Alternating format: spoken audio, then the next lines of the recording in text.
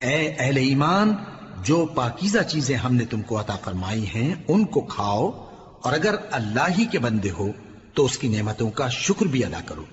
اس نے تو تم پر بس مرا ہوا جانور اور لہو اور سور کا گوشت اور جس چیز پر اللہ کے سوا کسی اور کا نام پکارا جائے حرام کر دیا ہے۔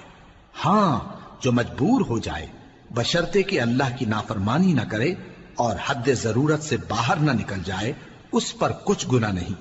بے شک اللہ بخشنے والا ہے، رحم کرنے والا ہے۔ جو لوگ اللہ کی کتاب سے ان آیتوں اور ہدایتوں کو جو اس نے نازل فرمائی ہیں چھپاتے اور ان کے بدلے تھوڑی سی قیمت یعنی دنیاوی منفعت حاصل کرتے ہیں، وہ اپنے پیٹوں میں محض آگ بھرتے ہیں۔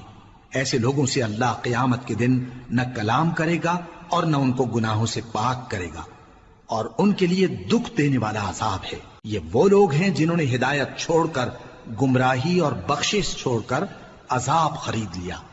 یہ آتش جہنم کی کیسی برداشت کرنے والے ہیں۔ یہ اس لیے کہ اللہ نے کتاب سچائی کے ساتھ نازل فرمائی، اور جن لوگوں نے اس کتاب میں اختلاف کیا وہ ضد میں آ کر نیکی سے دور ہو گئے۔